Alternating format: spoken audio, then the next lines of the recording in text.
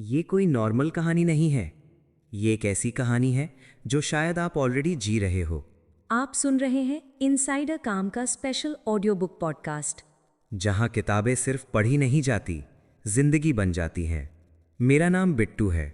मैं कोई योद्धा नहीं हूं, पर रोज कुछ न कुछ लड़ता रहता हूं। और मैं प्रिया हूँ। मैं जीत के तरीके नहीं बताती, मैं सिर्फ सोचने का तरीका बदलने की कोशिश करती हूँ। इस स्पेशल ऑडियो बुक पॉडकास्ट का पहला चैप्टर है लेइंग प्लान्स, यानी जंग शुरू होने से पहले सोचना। मेरी लाइफ का सबसे बड़ा प्रॉब्लम कभी मेहनत की कमी नहीं रही।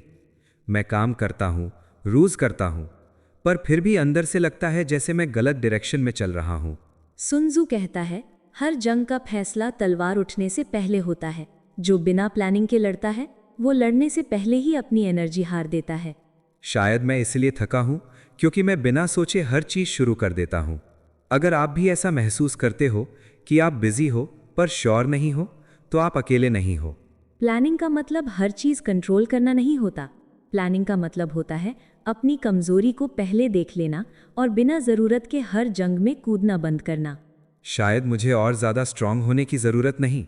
जब मैंने सब 5 फैक्टर्स देखे तो मुझे लगा मैं इतना कंफ्यूज इसलिए था क्योंकि मैं हर चीज एक साथ करने की कोशिश कर रहा था। sun tzu कहता है, जंग शुरू करने से पहले 5 चीज़ें समझना ज़रूरी है।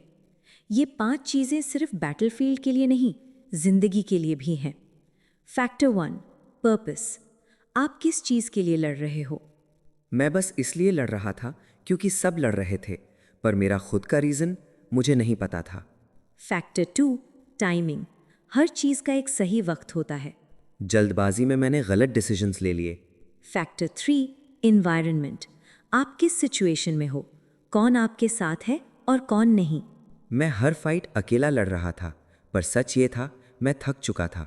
Factor 4, self control. जो अपने इमोशंस का गुलाम है, वो सही प्लान नहीं बना सकता। गुस्से में और ओवर थिंकिंग में मैंने मौके खो दिए। मेरा दुश्मन खुद था। Factor 5, discipline. रोज थोड़ा थोड़ा सही काम करना। मोटिवेशन नहीं, रूटीन जीत दिलाता है। मुझे कंसिस्टेंट बनना था, ना कि सिर्फ स्ट्रॉन्ग।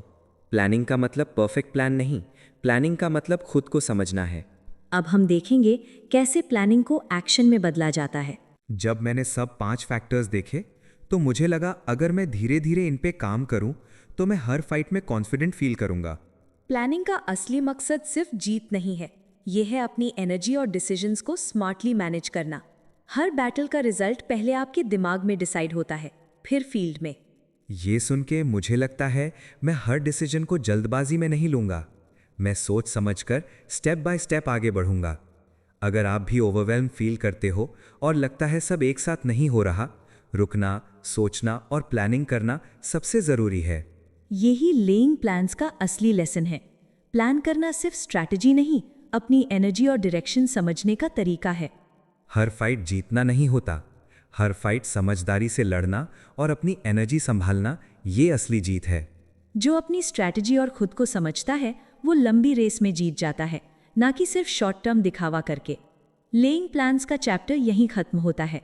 हमने सीखा प्लान करना सिर्फ टैक्टिक्स नहीं, खुद को समझने का तरीका है। अब मैं अगले स्टेप के लिए रेडी हूं। अपनी जंग का पहला मैप मेरी आंखों के सामने है।